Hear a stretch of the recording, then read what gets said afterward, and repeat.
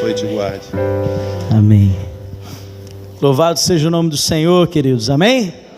Quem está feliz, dá um sorriso para mim. Dá um sorriso para o irmão que está do seu lado aí. Mostre que você escovou seus dentes. É sempre bom estar aqui com os irmãos. Essa é a minha 4ª vez nessa igreja. Primeira vez que eu vim aqui. Vamos ver, fala isso com o pastor Anderson. Primeira vez que eu estive aqui, essa igreja era pequena, não sei se era o mesmo lugar, mas o pastor era o pastor Robertinho, Cachoeira. E eu tocava num ministério chamado Banda Cádiz, e eu tive a honra de conhecer os irmãos pela primeira vez. Na segunda vez eu vim há pouco tempo com o ministério de louvor da igreja, e as outras, a terceira vez eu vim, tive o privilégio de pregar, e hoje mais uma vez Deus me trouxe aqui para isso. Meus irmãos, para quem não me conhece, o irmão já falou, mas eu sou o Lucas, sou da Igreja Batista Estrada do Paraíso, sou seminarista ali pela misericórdia de Deus. Até dezembro, se Deus quiser, a gente está terminando. Em março, em nome de Jesus, será meu concílio. Pedir aos irmãos que estejam orando pela minha vida, mas é um prazer muito bom, é muito bom estar aqui com os irmãos. Eu fico muito feliz nessa igreja. É uma igreja que a gente meio que se sente em casa. Quando eu cheguei com o carro ali, eu virei para Valquênia, eu falei: Valquênia, por falar nisso a propósito, está aqui comigo o irmão Valquênia Marins, nosso amigo particular, nosso irmão em Cristo, membro da nossa igreja também. Mas quando a gente chegava no estacionamento, eu virei para ele e falei assim: Valquênia, escuta o louvor. Parece que tem algo diferente, e existe um som diferente nesse lugar. E eu tenho certeza que Deus está fazendo com que essa comunidade, esse bairro, ouça esse som. Um som que pode até sair da sua boca, mas nasce no céu. Quem crê nisso, diga glória a Deus. É um som que nasce no coração de Deus, passa por você. A Bíblia fala, Jesus fala para aquela mulher samaritana: olha, porque a água que eu lhe der vai fazer um efeito tão grande na sua vida, que você vai começar a jorrar dela. E aí ele usa um termo fascinante, que ele fala: que salte para a vida eterna. Você precisa entender que a ação de Deus na sua vida não para aqui. O propósito de Deus em cada palavra que você fala, por onde você vai, o que você faz, o seu testemunho na vida de uma pessoa, não é um testemunho que vai surtir um efeito terreno, mas é um testemunho que vai surtir um efeito celestial, transcendente, que vai além do que a gente pode ver. Por isso que o Senhor fala que aquilo que Ele tem preparado para nós é muito mais do que a gente pensa, é muito mais do que a gente imagina. E eu tenho certeza que Deus te trouxe aqui nessa noite, nesse lugar que talvez você venha todos os domingos, com essas pessoas que você talvez veja todos os domingos, no mesmo lugar, no mesmo horário, mas eu tenho certeza que existem coisas novas de Deus para a sua vida. Não porque é o Lucas que está pregando, não porque hoje tocou uma música específica, nada disso, mas é porque, como sempre, o Espírito está aqui, e Ele está desejoso de falar coisas específicas para o seu coração. Ainda que você esteja no meio de um monte de gente aqui. Eu hoje pregava lá na igreja, Deus me deu a oportunidade de pregar lá hoje de manhã, e o texto que Deus me deu foi um texto que eu tenho certeza que você sabe. E talvez nas suas gincanas, se você é crente há muito tempo, talvez nas suas gincanas de época de adolescente, a pessoa falava assim: vamos lá, debate de versículo. Talvez o primeiro versículo que saía da sua boca era: Jesus chorou. João 11, 37, se não me engano, 35. E Deus me deu uma palavra fantástica em cima desse versículo tão pequeno, mas tão profundo. E Deus agiu naquele lugar. Eu tenho certeza que o mesmo Deus está aqui nessa noite. Sem mais delongas, abra sua Bíblia em Mateus 14. Eu não terminei minha apresentação. Sou casado há 9 anos com a mulher mais linda desse planeta. Ela tem um nome meio diferente. O nome dela é Jacqueline. Mas o que tem de esquisito o nome, ela tem de linda. Tem um filho de 10 meses. Seu nome é Theo. pedir aos irmãos que estejam também orando pela minha família. Mateus 14, 22 ou 32. Eu vou tomar uma água aqui nessa taça, que nem Salomão teve uma taça dessa, mas eu vou tomar aqui porque...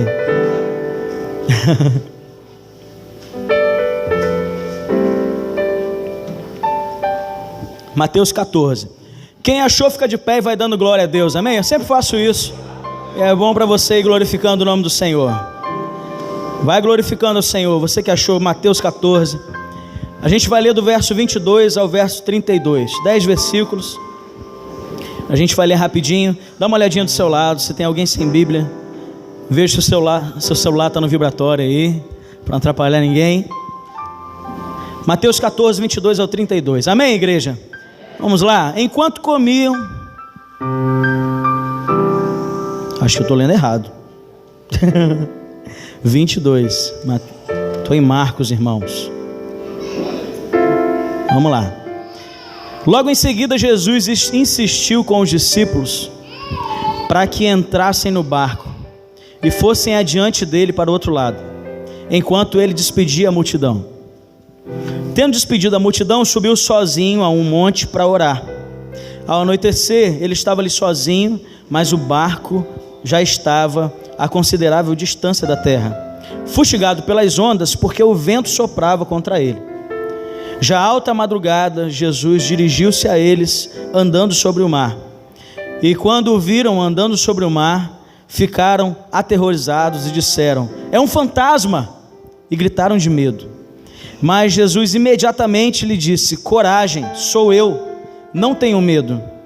Senhor, disse Pedro, se és tu, de verdade, manda-me ir ao teu encontro por sobre as águas.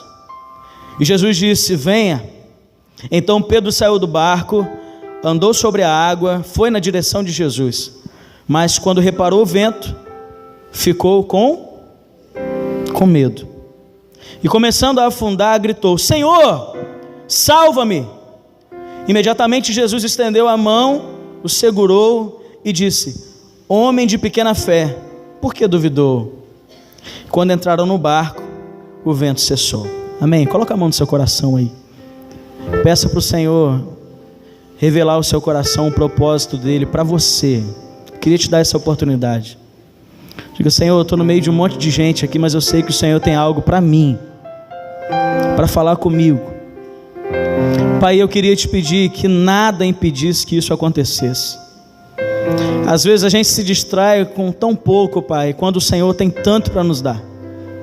Por isso, em nome de Jesus, toda distração, todo empecilho, todo embaraço, toda escama nos olhos, tudo aquilo, Senhor, que tem atrapalhado o teu povo de entender a tua mensagem, seja jogado por terra nessa hora, para que a tua palavra invada os nossos corações, para que corte, Senhor, cure as nossas feridas mais profundas, e que a gente possa ter nessa noite um confronto com esta palavra.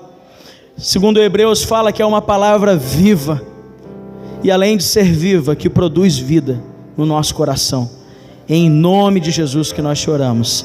Amém, queridos? Senta no seu lugar um pouquinho, nesse mesmo espírito.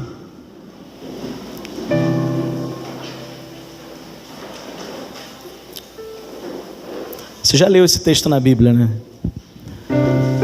Eu já tinha lido esse texto várias vezes. Mas a palavra, ela é tão rica e tão interessante que a cada vez que a gente lê, Deus fala uma coisa diferente. E hoje eu vim aqui, o irmão já fez a minha apresentação, já falou quem eu sou, eu também repeti algumas coisas. Mas eu queria dizer para os irmãos que os irmãos não me conhecem. E eu também não conheço os irmãos. Talvez a imagem que vocês têm de mim é uma, mas nada vai dizer que essa imagem que você tem a meu respeito é verdade. Se quer saber quem eu sou de verdade, pergunta para minha esposa que está comigo. Eu te conheço. Trabalhou na Exalvo Lima? Amém. Deus abençoe. Talvez você me vê e você diz: olha, esse menino é assim, é assado. Talvez você está vendo um rótulo, mas você não sabe verdadeiramente quem eu sou. E da mesma forma eu olho para o semblante de vocês aqui, olho para vocês e eu posso deduzir algumas coisas. Eu conheço algumas coisas da sua vida, eu sei algumas coisas, eu olho para você, eu começo a deduzir, mas isso não significa que eu te conheça por inteiro. Até porque existem algumas coisas dentro de nós que só a gente, Deus sabe, não é verdade? Nem mesmo as pessoas mais próximas da gente conhecem isso. Eu tenho algumas coisas assim. E quando eu paro para pensar nisso, que eu não conheço os irmãos 100%, os irmãos não me conhecem, a imagem que eu tenho dos irmãos, a imagem que os irmãos têm de mim, não garante que eu seja isso mesmo, ou os irmãos sejam isso. Quando eu percebo isso, eu entendo uma coisa: eu sou humano, e existem algumas limitações em mim. Você concorda comigo? Então fala comigo: eu sou humano. E aí eu leio esse texto, e a maioria das vezes que eu vejo alguém pregando sobre esse texto, é falando sobre a pouca fé de Pedro, é falando sobre o medo que Pedro teve, e por causa desse medo, e porque ele prestou mais atenção na tempestade, e porque ele parou de olhar para Jesus, ele começou a afundar. O que eu mais vejo nesse texto são pessoas pregando nesse sentido, e eu não digo para vocês que está errado, não. Como eu disse para os irmãos, a palavra ela é rica, e você pode tirar várias ressignificações da palavra, isso é normal. Mas o que o Senhor tem para a gente nessa noite é algo totalmente inverso disso. Talvez eu venha aqui ser um advogado de Pedro para os irmãos, e talvez eu venha dizer para os irmãos que Pedro não foi tão medroso assim. Talvez Pedro não foi tanta falta de fé assim, ainda que Jesus tenha falado, homem de pouca fé. Talvez, enquanto eu li esse texto, eu perguntava para o Senhor: Senhor, vamos lá, o Senhor tinha acabado de fazer a multiplicação dos pães, dos peixes. Aí o Senhor vira para os discípulos e fala assim: atravessa vocês que eu vou ficar, e depois eu vou. Os discípulos vão de frente, deixam um barco para Jesus ir depois. Jesus sobe no monte e começa a orar. A Bíblia fala que Jesus só foi até os discípulos de madrugada, ou seja, já havia passado bastante tempo que os discípulos já tinham ido. O texto vai dizer que os discípulos já estavam bem distantes de Jesus. Aí Jesus não pega o barco que os discípulos tinham deixado, Jesus resolve ir caminhando.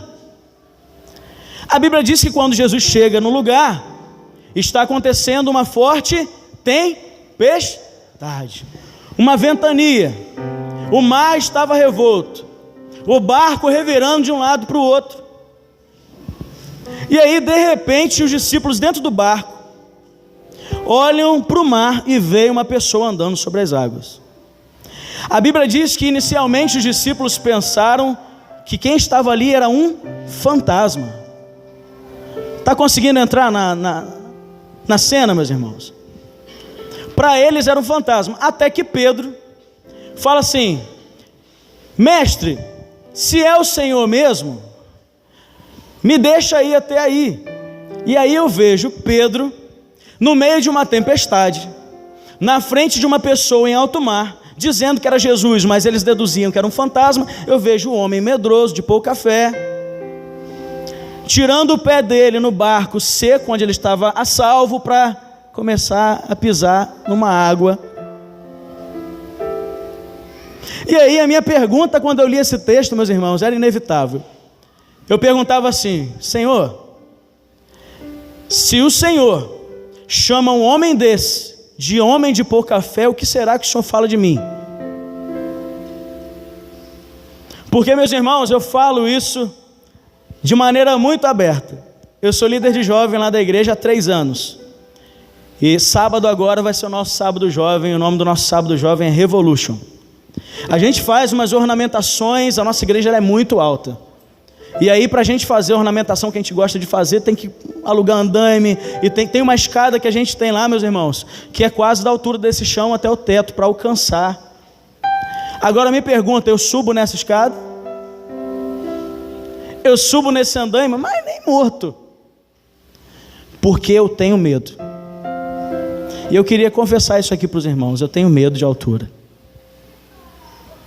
Eu tenho medo não só de altura, mas eu tenho medo de muitas coisas. E sabe o que eu entendo quando eu digo que eu tenho medo? Eu entendo que eu sou humano. Eu entendo que eu tenho limitações. E eu preguei esse mesmo texto num congresso de jovens lá em São João da Barra, semana passada. Eu fiz algo muito interessante, eu queria fazer com os irmãos também. Eu queria que vocês colocassem de pé no seu lugar, por 1 minuto. E eu só queria que levantasse a mão aqui quem tem medo de alguma coisa. De alguma coisa. Talvez a maior demonstração de coragem é assumir que a gente tem medo. E meus irmãos, eu tenho medo. Eu tenho medo de escuro às vezes. Eu tenho uma mania muito interessante, não sei se os meninos, se vocês fazem isso, pode abaixar sua mão um pouquinho. Várias vezes, por exemplo, eu ia na igreja, tem medo mesmo, hein? Várias vezes eu chegava na igreja, dia de quinta-feira eu chegava mais cedo para abrir a igreja, aquela escuridão, e eu ia com a chave, só podia, a chave da frente não abria a porta, tinha que ir pelos fundos, naquela escuridão. Eu lembro que eu caminhava e cantava: Deus é fiel para cumprir. E eu andava e cantando. Essa era a minha válvula de escape do meu medo. Eu não sei se você já fez alguma loucura assim. Eu lembro que um dia eu estava tomando banho lá em casa e de repente começa o temporal. Eu tinha acabado de ver filme de terror. Eu estava, sabe? Meus pais tinham viajado, eu estava sozinho dentro do banheiro. Começa aquele temporal. O meu bairro é abençoado. Não sei se Tapera é assim. Choveu, faltou luz. Meu pensamento era assim: só falta agora faltar luz. 1 minuto depois, falta luz. Eu comecei a orar naquele banheiro que nem um louco. E essas situações me fazem entender que eu sou humano. Aí sabe o que eu fiz com o pessoal lá? Olha, eu quero fazer um momento de coragem com vocês. Eu vou contar aqui 1, 2, 3, vou falar já. E aí você vai levantar suas 2 mãos e vai gritar uma coisa que você tem muito medo. Teve gente que gritou lá: palhaço. Foi uma risadaria. Cuidado com o que você vai falar, óbvio. Tem mais gente do seu lado, se for algo que a pessoa não pode ouvir, fala em pensamento. Mas eu queria desenvolver isso com os irmãos nessa noite. Combinado? Vamos fazer isso? Isso não é bagunça não, isso tem propósito. Vocês vão ver lá na frente. Amém? Quem está comigo aí? Tem medroso aqui? Vamos lá? Vou contar 1, 2, 3, a gente vai fazer um ensaio primeiro, até para o irmão dar tempo de ouvir e dar risada. E na segunda é seriedade, entendeu? Vamos lá? Vamos contar junto? Você entendeu? Vou contar até 3 no já. Você fala uma coisa que você tem medo. Vamos lá? 1, 2, 3. Amém. Você ouviu o que seu irmão falou? Já deu risada? Agora vamos lá, para valer. Vamos falar alto? Vamos lá? 1 João 1,9, talvez fala de pecado, mas eu queria adaptar para o medo. Se confessarmos os nossos medos, Ele é fiel e justo para tratar desses medos em nós. Vamos lá? 1, 2, 3. Aleluia. Senta no seu lugar.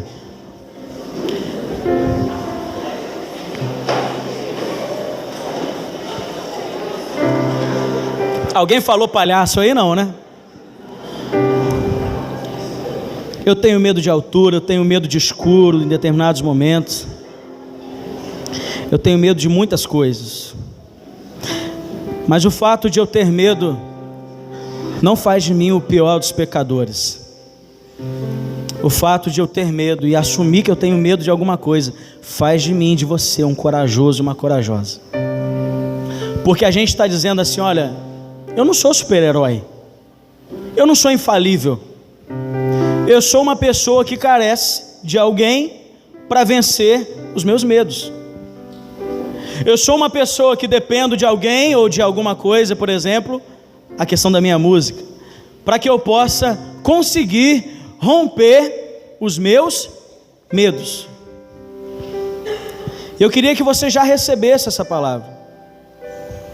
E nesse texto existe algo muito interessante, porque haviam mais pessoas ali além de Pedro. Claro, os discípulos estavam no barco, mas o fato de somente Pedro se prontificar e somente Pedro ir, me faz entender que, ainda que tivesse outras pessoas, Deus tinha um propósito específico para a vida de Pedro, para que ele entendesse coisas específicas para ele. E é isso que eu quis dizer para os irmãos. Ainda que os irmãos estejam nesse barco chamado Igreja Presbiteriana de Itapera, onde tem um monte de pessoa, Deus quer te chamar para um lugar à parte e falar: olha, é isso, isso e isso. E aí, sabe como que você identifica que foi de Jesus, que foi de Deus isso na sua vida? Quando você começa a produzir coisas coletivas. Tem um determinado pastor que ele fala assim: a experiência pode ser até individual, mas o propósito dessa experiência sempre vai ser coletivo. Você pode receber coisas singulares, peculiares, particulares de Deus para a sua vida, mas você pode ter certeza que, se for de Deus mesmo, isso vai fazer com que você gere outras coisas na vida de outras pessoas. Quem está entendendo o que eu estou falando diz amém. Então, aquilo que você vivenciar hoje, vivenciou nessa manhã, que você está vivenciando hoje, que você vai vivenciar ainda que seja uma palavra para você, e você fala assim: esse cara nem me conhece, está falando um monte de coisa, parece que é para mim. Realmente é para você, não vem de mim, vem do Senhor para você, mas você vai entender que isso é de Deus, a partir do momento que você sair daquela porta. Porque é muito fácil você dizer que é de Deus, e você dizer que você está sendo ministrado pelo Senhor num ambiente como esse, onde uma música legal está rolando, um pastor está engomadinho ali na frente, pastor seminarista, está engomadinho ali na frente, pregando, e enquanto o louvor está tocando, as pessoas estão levantando a mão, e aí eu vou levantar a mão também. É muito fácil. A gente vai entender que a gente deixou Deus falar mesmo com a gente quando a gente sair daquela porta, amanhã, segunda-feira, terça-feira, quarta-feira. Então, tudo que você viver aqui dentro, não guarde aqui, leva para fora. A propósito, o significado original da palavra igreja é, você já ouviu isso? Chamados para fora. Eu queria que você entendesse isso. Eu já vou começar a pregar. Um acontecimento onde estavam várias pessoas, mas Jesus tinha algo específico para a vida de Pedro. O pensamento que eu quero trazer agora para o seu coração é esse: se Jesus chama aquele homem de pouca fé, o que será que ele fala de você? O que será que ele fala de mim? Até porque não adianta o que os homens falam. Eu acho lindo quando Deus está tendo um tete-a-tete com o inimigo e ele fala assim: olha, tem visto meu servo Jó? Homem íntegro, temente a Deus, que se desvia do mal. Olha a avaliação de Deus a respeito de Jó. E a verdadeira avaliação, a avaliação que vale de fato, não é a que eu tenho a seu respeito. Até porque eu sou humano e eu não te conheço a fundo, mas Deus, Ele conhece. A Bíblia fala que não há nada oculto aos olhos do Senhor. Salmo 139, o salmista fala: sonda-me, ó Deus. O Senhor é aquele que esquadrinhas o meu andar, o meu deitar. O Senhor conhece, ainda a palavra não saiu da minha boca, e o Senhor já sabe todas elas. Não existem surpresas para Deus. E por isso a avaliação ainda, e eu quero dizer isso para você, talvez você está visitando aqui essa noite, e para as pessoas lá fora você é um nada, e as pessoas falam assim: aquele cara ali é um nada, eu não acredito nele. Eu achei fantástico o que o irmão falou aqui. Talvez as pessoas falam isso de você, mas aqui existe um Deus que não desiste de você, um Deus que se importa com você. Olha Jesus chega para ressuscitar Lázaro, e ele simplesmente chora. Olha o que eu perguntava: Senhor, mas o Senhor ia ressuscitar ele dentro de alguns minutos, por que o Senhor chorou? O Senhor poderia estar no canto, sabe, dando aquele sorrisinho de lado e falando assim: esse povo está chorando, mas eles não sabem, eu vou ressuscitar ele daqui a pouco. Mas a Bíblia fala que Jesus simplesmente chora. Isso significa que talvez o antônimo, o oposto da palavra amor, não seja ódio, mas seja indiferença. E Jesus, Ele não é indiferente, Ele se importa com você. Ainda que as pessoas falem que você é um nada, Jesus nessa noite está querendo te dizer: eu tenho tudo para você. Receba essa palavra, em nome de Jesus. E eu gosto muito de olhar o outro lado e conseguir extrair do texto o objetivo. Qual era, Senhor? O objetivo do Senhor na vida de Pedro. E qual é o objetivo do Senhor em nos trazer aqui nessa noite, para a gente refletir sobre essa palavra. E eu orava muito ao Senhor, pedindo essa resposta. E uma das respostas que eu recebi do Senhor, que Deus confirmou no meu coração, é que nós focamos muito em Pedro nesse texto. Nós focamos muito na falta de fé e no desviar de olhos dele, quando na verdade a gente precisava focar em Jesus. Esse texto não é sobre Pedro. Esse texto é sobre Jesus na vida de Pedro. Às vezes a gente tem mania, se eu pegar uma folha em branco e botar um ponto aqui, vocês vão falar assim, eu vou falar: o que vocês estão vendo nessa folha? E vocês vão falar assim, talvez, um ponto preto. A gente tem mania de só olhar aquilo que a gente quer olhar, e só olhar problemas. Uma folha toda em branco e você não diz: eu estou vendo a folha em branco, mas você diz: eu estou vendo um ponto preto. A gente tem essa tendência de só olhar o lado ruim das coisas. E aí a imagem que a gente tem é de Jesus virando para Pedro e falando assim: homem de pouca fé, por que duvidaste? E talvez Jesus falou assim: Pedro, homem de pouca fé, por que você está duvidando, cara? Você não viu o que eu acabei de fazer lá? A gente quer tratar Jesus como um fariseu, quando na verdade ele não veio para condenar, ele veio para libertar.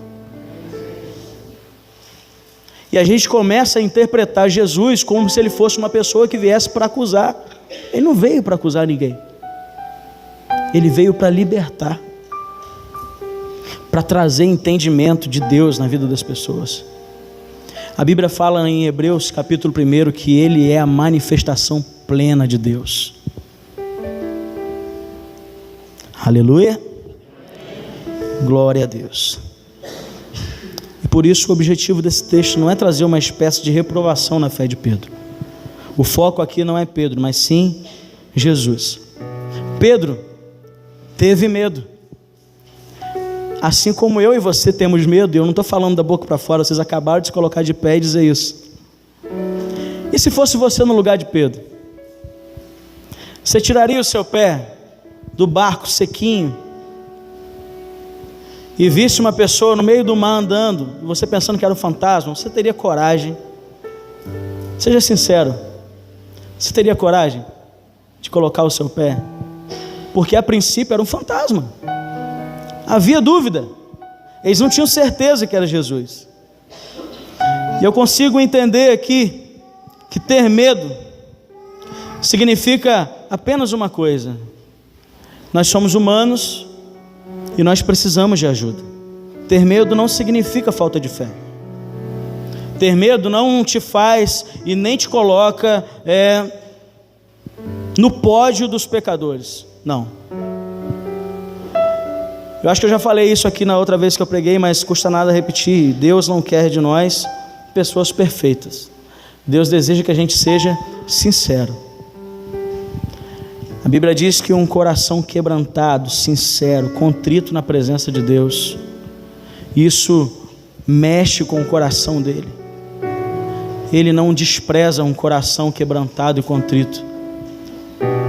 E quando eu vejo Jesus chorando pela vida de Lázaro, pela morte dele, pela família dele, eu vejo um Deus que se move, eu vejo um Deus que se importa, e eu vejo um Deus que não inferioriza o medo dos outros.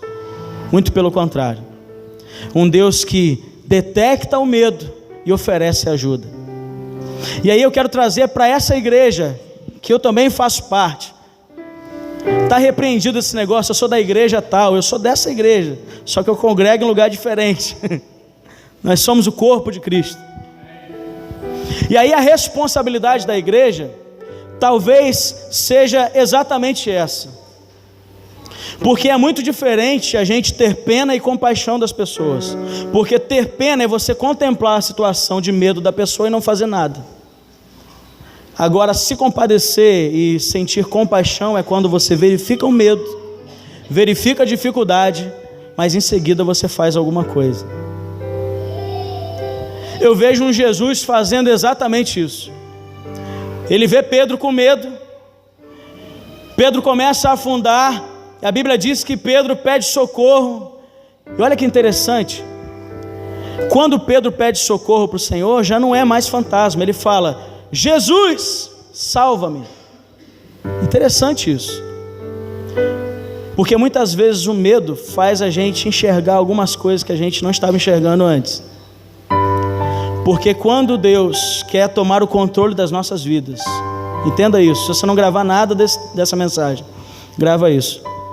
Muitas vezes, para Deus assumir o controle da nossa vida, Ele vai nos levar para um lugar onde a gente perca o controle. Um lugar de choque, um lugar de medo, um lugar de dependência, um lugar onde a gente reconhece que a gente é humano.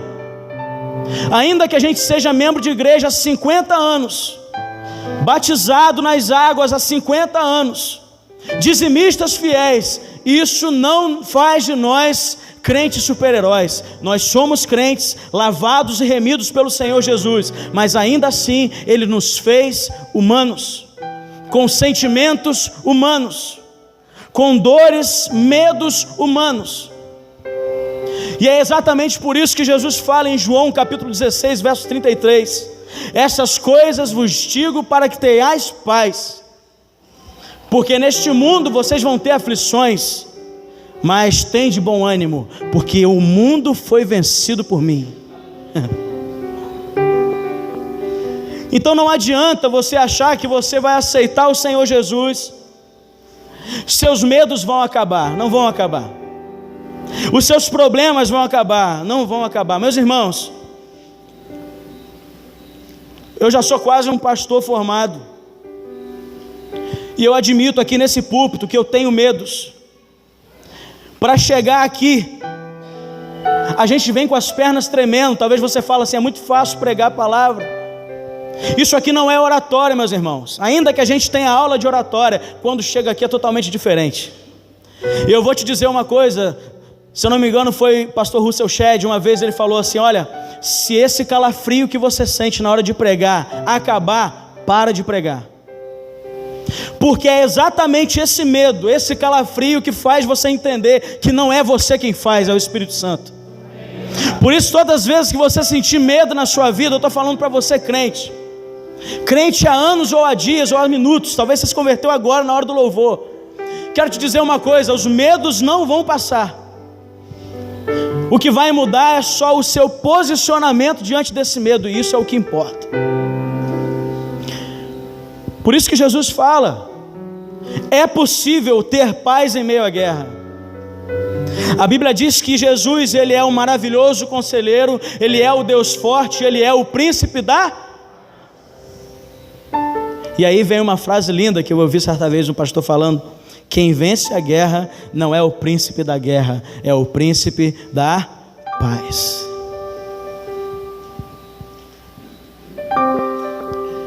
Não há problema em você sentir medo, até porque os medos vão continuar. Agora deixa eu prosseguir. Entenda, você já entendeu a cena. Agora vamos lá. Naquele barco dos discípulos, tinham ali pelo menos, que a Bíblia fala, 4 pescadores: Pedro, Tiago, João e André. Pescadores experientes. Aquela era a primeira tempestade que eles passavam, meus irmãos? Não. O mar em que eles estavam era o mar da Galileia. E aí tem até uma música que a gente aprende desde cedo, que a gente fala: Pedro, Tiago, João no barquinho aonde? No mar da Galileia. Um lugar onde eles já estavam acostumados a estar, fazendo e passando por situações que eles já tinham passado várias vezes, com certeza. E aí eu vejo Jesus colocando eles nesse mesmo ambiente, em situações corriqueiras na vida deles, mas para dar para eles uma nova experiência. E talvez você fale assim: eu vou lá na igreja hoje, o culto vai começar às 7, né, meu irmão? Eu pensei que era 7h30. O culto vai começar às 7, eu já sei o que vai rolar. O ministério de louvor vai começar cantando uma música de chamada para adoração. Depois eles vão cantar uma mais animada Aí depois o presbítero vai pegar a palavra, vai ler um texto bíblico e vai fazer um momento de ofertório. Eles vão orar e depois o outro presbítero vai pegar a palavra, vai ler um texto, vai fazer um momento de oração e passar a palavra para o pregador da noite. O pregador vai pregar enquanto o rapaz está fazendo, qual o nome? Paulo está fazendo um fundo musical, e no final ele vai fazer um apelo, e aí eu já sei o que vai rolar. Às vezes esse é o seu pensamento, mas assim como Jesus fez na vida de Pedro, Deus te trouxe hoje para um lugar corriqueiro, vendo pessoas que você vê todos os dias ou alguns dias da semana direto, o mesmo ministério de louvor tocando, e toca pra caramba essa galera. A única coisa que mudou aqui foi um rapaz que veio pregar no lugar do pastor David, que é uma responsabilidade doida. que é homem inteligente, está ali, gente. Honra o pastor de vocês. E talvez você pense assim: eu já sei tudo que vai acontecer. E talvez esse era o pensamento de Pedro. Agora busca comigo o objetivo de Jesus. Jesus vai e chama Pedro. Vem você, Pedro, você que já é pescador, você que não tem motivo nenhum para sentir medo. Mas nessa experiência, ainda que Pedro já soubesse tudo que poderia acontecer ali no mar, no barco, Jesus proporciona para a vida dele uma nova experiência. E ali naquele ambiente, Pedro se viu dependente do Senhor. Sabe o que muitas vezes nos impede de receber algo do Senhor? É porque a gente vem para esse mesmo lugar, nesse mesmo canal, com essas mesmas pessoas, e a gente fala assim: eu não preciso mais, eu já sou autossuficiente, eu não tenho motivos para ir à frente e me quebrantar, eu não tenho motivos para ouvir o que o cara vai falar lá na frente, eu não tenho motivos para isso. Mas quando a gente entende que a gente é dependente pelo Senhor, a gente não fala assim. Sabe quando você chega no barbeiro e você fala assim: olha, o de sempre. Deus não é um Deus de mesmice. O seu posicionamento diante de Deus, quando você vem para um culto como esse, você tem que olhar para Ele e falar assim: Senhor, o que temos para hoje? Quem está entendendo diz amém. Deus não é um Deus de mesmice.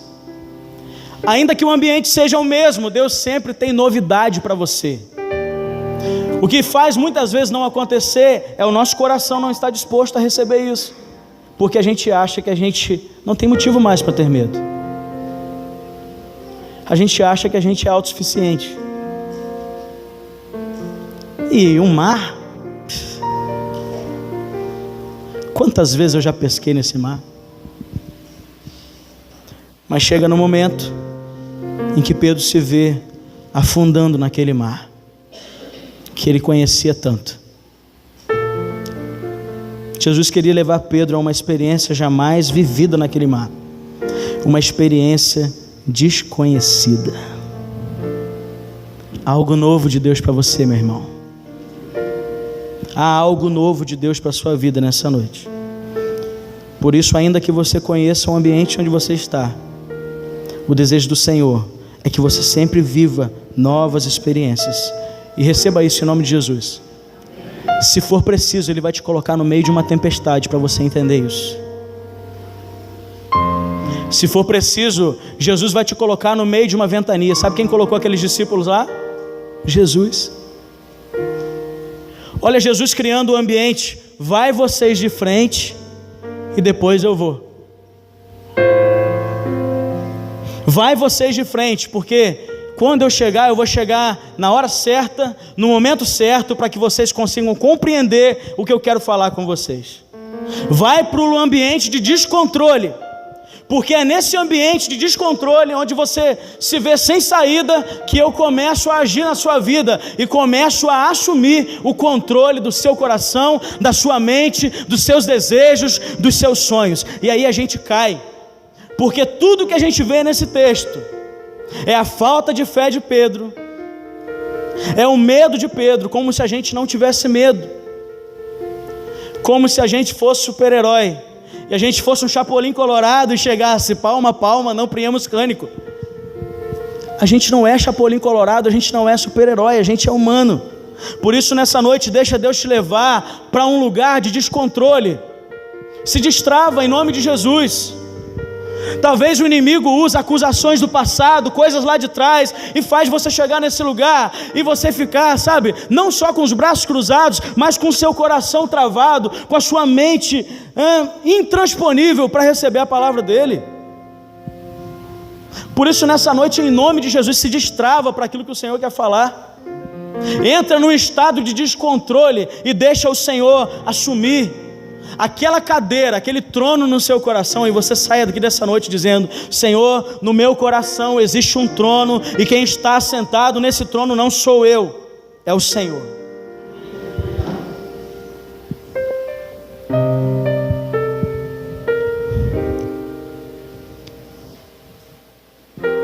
Deus quis levar Pedro para um ambiente, para uma circunstância jamais vivida, para que ele entendesse apenas uma mensagem: Pedro, você precisa de mim. Você precisa de mim para prosseguir. Não pensa que sozinho você vai conseguir, você não vai. Sabe por quê, Pedro? Porque agora você chegou até mim, mas a gente precisa voltar para aquele barco. E a tempestade ainda está rolando. E a pergunta que eu te faço, Pedro: será que você sozinho consegue voltar para aquele barco? Segura isso aí. Não há problema nenhum em ter medo. O problema muitas vezes é o nosso posicionamento diante dos nossos medos. No momento em que Pedro sente medo e entra no estado de descontrole, a Bíblia diz que ele começa a afundar. Talvez você pense que esse afundar não significa nada, mas significa muita coisa. Porque Pedro tinha um objetivo, que era chegar até Jesus. O fato dele afundar o impedia de alcançar esse objetivo. Você concorda comigo? Então é isso que eu quero dizer para os irmãos. O medo não interessa. O que importa é se a gente está afundado, estagnado, ou se o medo ainda está ali, mas o meu posicionamento, a minha posição está acima dos medos. Porque se eu estiver afundado nos medos, é como se fosse uma areia movediça. Você não anda nem para trás e nem para frente. Mas se os medos estiverem debaixo dos meus pés, eu posso caminhar sobre eles e eu posso alcançar os meus objetivos. Os seus medos não podem te impedir de atingir os seus objetivos. Eu digo mais uma vez, os medos ainda vão estar ali, mas eles não podem te segurar. Existe algo fantástico na provisão do Senhor lá no deserto. Quando o povo do Senhor estava lá no deserto caminhando, com certeza você já leu isso na sua Bíblia. A Bíblia diz que o Senhor providenciou maná que caía do céu, providenciava também uma nuvem que tapava ele durante o dia e uma coluna de fogo para aquecer e para iluminar eles durante a noite. Olha que fantástico, quando fala sobre isso, o texto vai dizer que Deus fazia isso para que eles caminhassem de dia e de noite. Ou seja, Deus providenciava formas para aquelas pessoas, para que elas não parassem, para que elas alcançassem o seu objetivo, que nesse texto era a terra prometida, Canaã. E eu quero trazer essa visão para esse texto. Tudo que Jesus queria era que Pedro estivesse acima dos seus medos, a ponto dele alcançar o objetivo, que era chegar até ele. A Bíblia diz que por causa do medo e por causa do mau posicionamento de Pedro, Pedro não conseguiu. Jesus foi até Pedro, estendeu as mãos, está na sua Bíblia, puxou ele à tona e disse: homem de pouca fé, por que duvidaste? E quando eu lia esse texto, eu comecei a imaginar o retorno deles para o barco. Você já parou para pensar nisso? A Bíblia não fala com detalhes isso. E eu não vou inventar coisas que não estão na Bíblia, mas eu começo a entender o retorno deles para o barco. E eu imagino Jesus puxando ele à tona e falando: homem de pouca fé, por que duvidaste? E eu não consigo imaginar Jesus soltando a mão de Pedro. E eu entendo Jesus segurando na mão de Pedro e voltando para o barco. Até porque a Bíblia fala que eles chegaram juntos no barco. E eles caminhavam de mão dadas. E Deus fala alguma coisa no meu coração. Quando eu estava estudando esse texto, Ele falava assim: olha, passo a passo. E quando eu ouvi do Senhor esse termo passo a passo, veio ao meu coração a palavra santificação. Meus irmãos, entendam. Pedro coloca o pé para fora do barco, a tempestade estava acontecendo. Pedro vai até Jesus e ele sente medo e afunda, e a tempestade ainda estava acontecendo. Jesus puxa Pedro à tona e fala: homem de pouca fé, por que duvidaste? A tempestade ainda estava acontecendo. A Bíblia diz que a tempestade só cessou quando os dois juntos colocaram os pés no barco. Você já leu isso na sua Bíblia?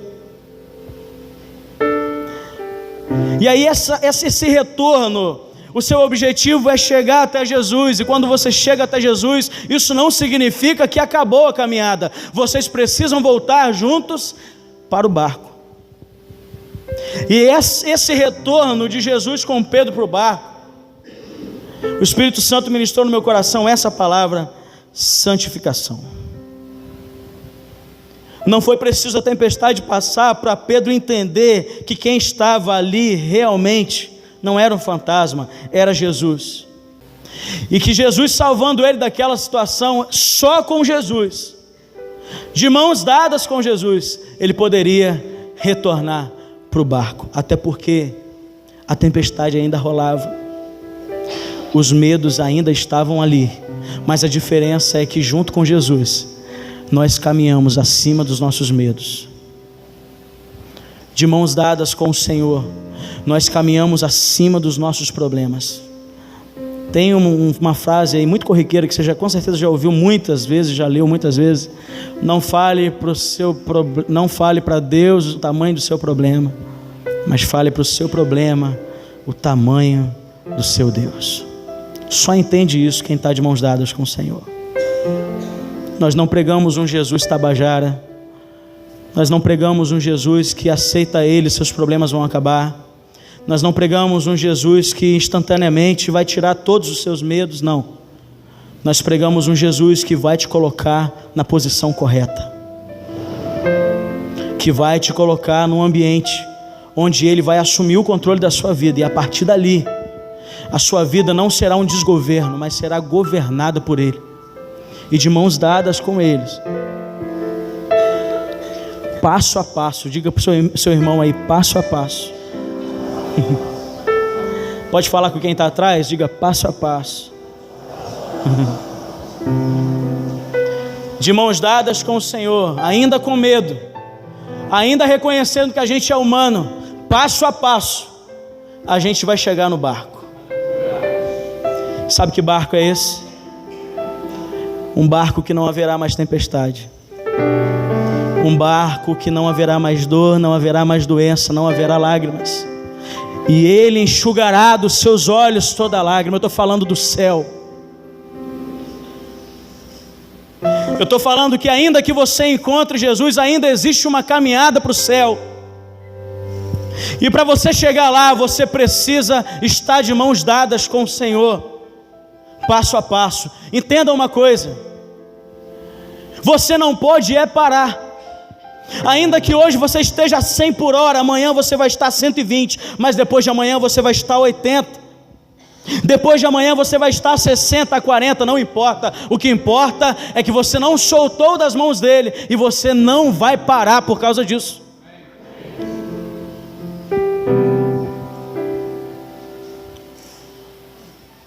Sozinho a gente não consegue. E qual tem sido o seu medo? Existem medos que são medos, mas existem medos que nos afligem. Existem medos que nos travam. Existem medos que, sabe, tipo que engessasse a gente. Talvez o seu medo nessa noite é: olha, eu não tenho condições de seguir com Jesus porque eu não tenho coragem de liberar perdão para os meus pais, porque eles falaram isso e isso e isso de mim. A minha mãe e o meu pai me amaldiçoam todos os dias, dizem que eu sou isso, que eu nunca vou ser ninguém. Talvez o seu maior medo nessa noite, o que te impede de chegar até Jesus,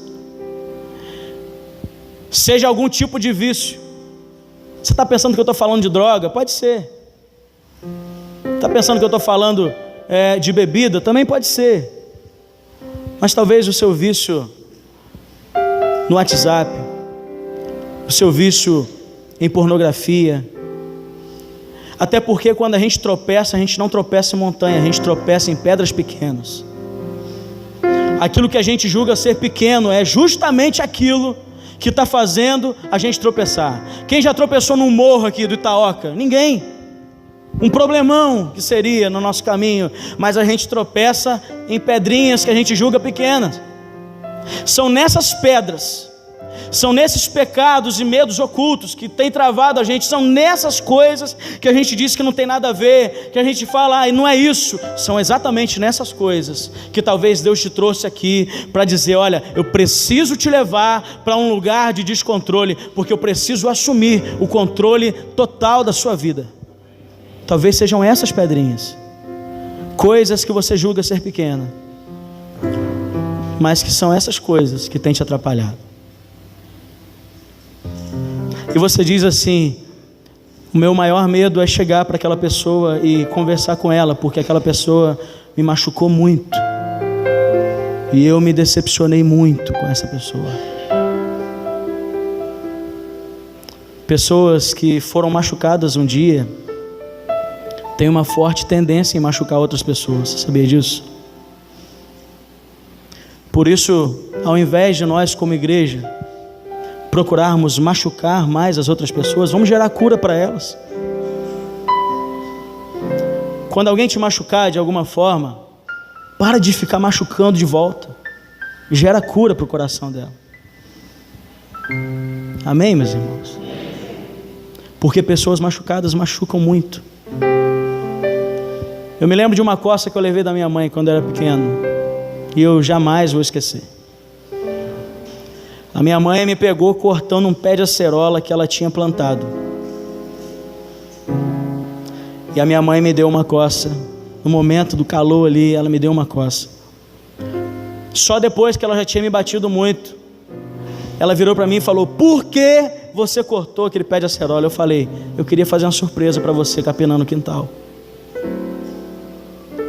E ali a minha mãe chorou muito. E às vezes o que falta na gente é olhar com esse olho e dar oportunidade para os outros. A gente olhar para as pessoas e falarem assim: olha, se você está fazendo isso comigo, eu tenho certeza que alguma coisa aconteceu na sua vida, e eu não quero aqui devolver essa bofetada, essa decepção para você. Eu quero gerar cura para a sua alma, para o seu coração. Porque existe um Jesus dentro de mim que se importa comigo, e Ele se importa com você.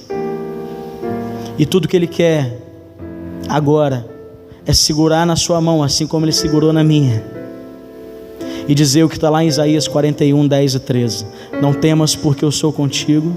Não te assombres, porque eu sou o teu Deus. Eu te sustento, te fortaleço com a destra da minha justiça. Porque eu, o Senhor teu Deus, te tomo pela tua mão direita e te digo: não temas, porque eu te ajudo. É esse Deus que eu venho falar para vocês nessa noite. Um Deus Emanuel, um Deus conosco, um Deus presente, um Deus que precisa estar presente, porque sozinho você não vai conseguir. Tem uma canção que a gente canta, que ela é tremenda, e ela fala assim: e na força do Espírito Santo nós proclamamos aqui, canta comigo, que pagaremos o preço de sermos um só coração. João 17 diz isso.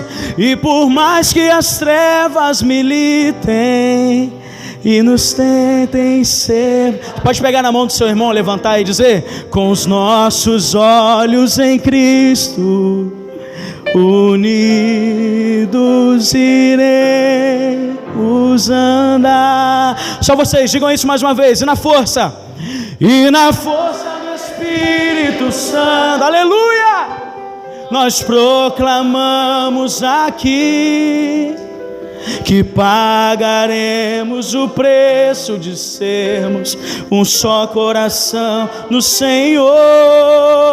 E por mais que as trevas militem e nos tentem separar, com os nossos olhos em Cristo, unidos,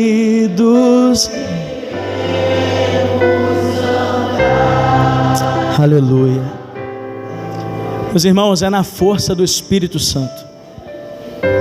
As barreiras que você vai romper, o perdão que você vai liberar, a graça que você vai derramar sobre a vida do seu irmão, não é por você mesmo, é pela força do Espírito Santo que está em você. E se você não estiver de mãos dadas com o Senhor, isso não vai acontecer. Você não vai mesmo conseguir liberar perdão, você vai mesmo machucar as pessoas. Mas quando o Espírito, quando a vida de Jesus está em nós, nós não somos aquelas pessoas que condenam, muito pelo contrário. Se tiver de levantar as mãos para alguém, que seja para ajudar, que seja para levantar, que não seja pena, mas que seja compaixão. João 17, Pai, que eles sejam um, assim como eu e tu somos um. Não é uniformidade, é unidade. Nós não somos robôs, nós não somos uniformes. A gente não é igual. O fantástico da unidade é a possibilidade da gente viver junto em meio à nossa diferença. Aqui existem médicos, provavelmente, advogados, empresários, contadores, professores, estudantes, acadêmicos, mas quando a gente se une como igreja, nós somos o corpo de Cristo. Ninguém é maior do que ninguém. O fato de eu estar aqui não me coloca no lugar mais alto, muito pelo contrário, me coloca em lugar mais baixo, porque eu estou aqui servindo a vocês. Eu estou aqui para a edificação do corpo de Cristo. Eu não sei se você sabe o significado da palavra ministro, e eu já estou terminando, meus irmãos. Paulo, ele fala aos Coríntios. Corinto é uma cidade portuária, e ele fala assim para aquele povo de Corinto: que os homens nos considerem ministros de Cristo e despenseiros dos mistérios de Deus. Essa palavra ministro no grego vem do nome hipereta. Você sabe o que é um hipereta? Com certeza você nas suas aulas de história já viu no seu livro aquelas embarcações romanas grandes, e lá embaixo tinha um povo que ficava remando, mas a única coisa que você via eram os remos. Você já viu lá no subsolo aquele monte de saidinha e aqueles remos ali? As pessoas que estavam ali dentro remando eram os hiperetas. Ou seja, eles não aparecem, mas pela fé deles, pela força deles, pela mão de obra deles, o barco anda. Isso é ministro. E por isso, quando você fala que você vai ministrar sobre a vida de alguém, e isso não é algo restrito ao pastor, todos nós somos ministros. Todos nós somos convidados a estar ali na embarcação, remando, fazendo a nossa parte. Mas quem aparece não é a gente que está lá embaixo. Quem aparece é o general que está lá em cima. Não é a gente que dita para onde vai, até porque a gente tem visão limitada. Os hiperetas, eles não veem nada. A única coisa que eles fazem é ouvir o que o general está falando. Vai para a direita, e eles remam para a direita. Vai para a esquerda, eles remam para a esquerda. Porque nós somos hiperetas, porque nós somos ministros, e porque nós somos humanos, nós somos limitados.